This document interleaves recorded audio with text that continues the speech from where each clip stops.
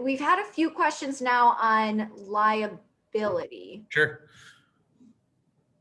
So yes, it's a great question.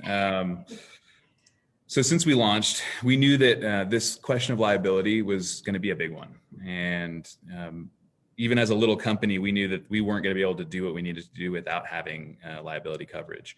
And so we did $1 million policy specifically built towards the hunting and fishing aspects, all the activities that go into that.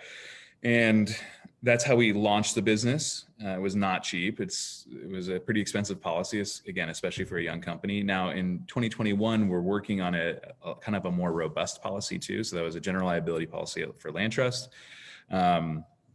So in 21, we're actually getting this finalized this week or this coming week. We're going to be having a couple pieces to it. So one is participant insurance. So we will carry participant insurance that will cover all sportsmen who book trips through LandTrust. And that will, I think the coverage is $10,000. So let's just say a sportsman breaks their leg or something while they're out on your property. That participant insurance will cover them, their medical bills, up to $10,000. So we want to short stop them ever coming to a landowner. Now, if a gate gets broken or something like that happens, something property wise happens, we also will have I think it's $10,000 coverage limit there. We'll be publishing these numbers in the coming week or so because these are new policies that we're putting in place. I would like to say 0 incidents so far. So just it's bound to happen as you grow your knock on wood. Yeah, no, that's incredible. 0 incidences. So we will have that property protection where up to, I think it's $10,000 will be hey, gate got broke. Okay, cool. Well, obviously we'll work with you on that and we'll cover that.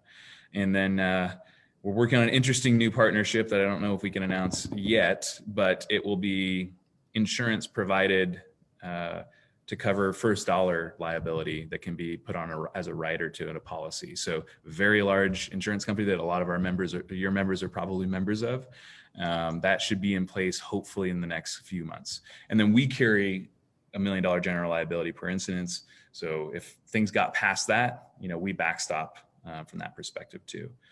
Also, just on that point, most of the conversations that I had and our team has had about this issue of liability comes from bad experiences in the past. And it's my job as an entrepreneur to try and deconstruct, like, why did this not work? What happened with this bad experience?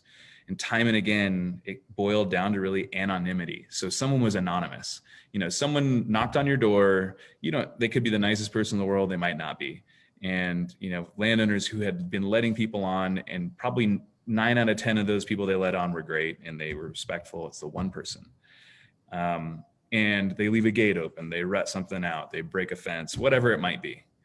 And then they stop letting people come out. So LandTrust, we took that to heart and we said, okay, how do we fix that as a marketplace? There are tools that we can use. So all of our sportsmen, when they sign up with LandTrust, they have to do ID verification. So they have to submit either their driver's license or passport and a selfie of themselves, and we confirm their identity. They say who they are. So we use a third party that does that work. They do it for the big platforms too, and then they pay with credit cards. And so when you have we joke, but it's not a joke. When you have someone's ID in their credit card, they act much more honest. And then you also, after a trip happens, you the landowner get to rate that sportsman and how that went. And so now we've removed that person from being anonymous, and there's actual recourse if something bad were to happen. And what I can say is it kind of filters out a lot of people. Our customer success team here, they've fielded calls with sportsmen who want to book a place, but they don't want to do the ID verification. They want to pay with cash. It's like, no, sorry, that's not how it works.